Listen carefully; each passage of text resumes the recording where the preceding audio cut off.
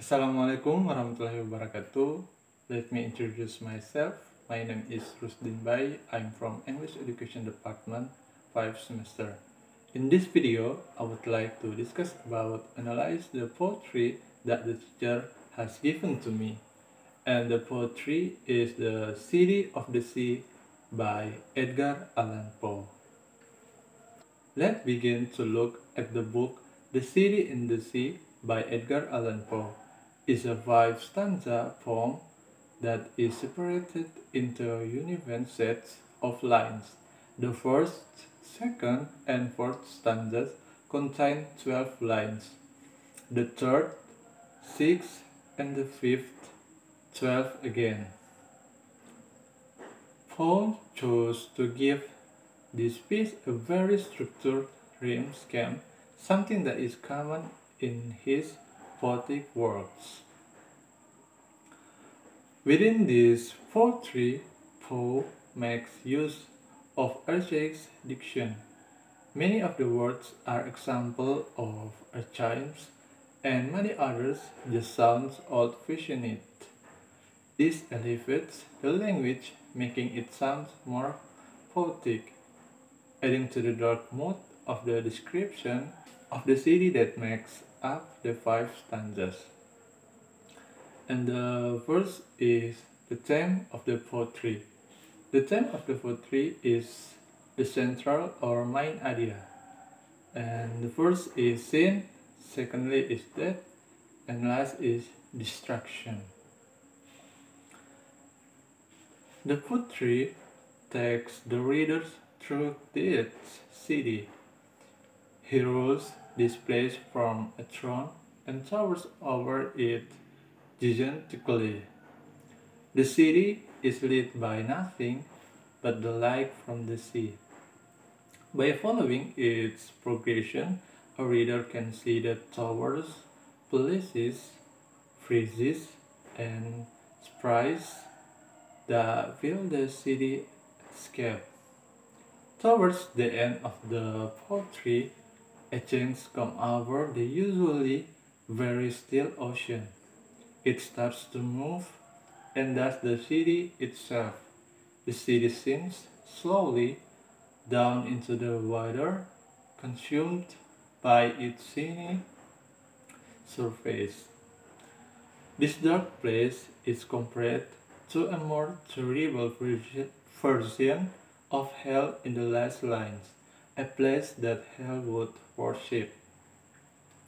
And the next is tone or mood, are both gloomy and foreboding throughout, helping to create a suitably gothic atmosphere for the text. And the next is rhyme scheme. The poetry is divided into 4 stanzas, employing tetrameter comprising of 4 feet, each feet being iambic in nature. The first stanza comprises the iambic tetrameter pattern, so below.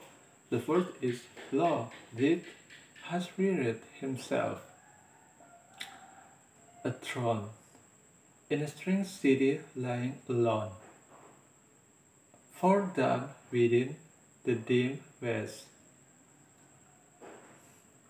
where the good and the bad and the worst and the best have got their eternal rest. There's signs and places and towers, time-eaten towers that tremble not, resemble nothing that is ours, around by lifting winds forgot. Resignedly beneath the sky, the melancholy waters lie. The other's second stanza is A A B C B D D E E F F F G G H H I. The third is A A B C C D A A F, and the final A A B B C C D D A F F F F. Personification. The first is Law that has reared himself a throne, line 1. That has been identified as stately king who has saved himself a throne, referring towards a giant kingdom under control, while from a proud towards in the throne, in line 28. The tower's personality, the sister emotion of humans. The next is metaphor. The application of one object to another in a way that their operations look literally the same. The first is along that witness of glass in line 37. The sea surface has been compared to an unstable glass. And the next is repetition. Here the word up has been repeatedly used at the beginning of successive clauses. Up downs, up spires, up kingly halls, up vines, up Babylon like walls, up shadowy long forgotten bowers. Lines 17 and 19. And the next is alliteration. The reoccurrence of same letter or sound to provide a close-knitted connection in between words to the rhythm of the lines, as sound below. Far down within the dim west, in line 3. No rise from the holy heaven come down, line 11. The violet, and the wind, line 23. And the next is simile. Simile is a comparison using like or as. For example, is up fans, up Babylon like walls in line 18. The next is as if the towers had thrust aside in line 44. And the last is as if their tops had freely given in line 46.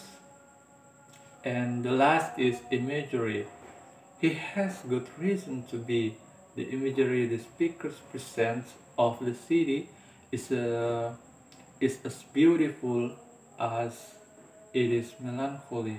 Imagery is a set of visual descriptions that emphasize themes within a literary work, while the heavenly light from above the water cannot reach the city. The light from the lurid sea has several enhancing effects on the structures. Thus, it streams and gleams along sculptured and marvelous surfaces as it works its way up to that. So that's all for me, and thank you very much. Wassalamualaikum warahmatullahi wabarakatuh.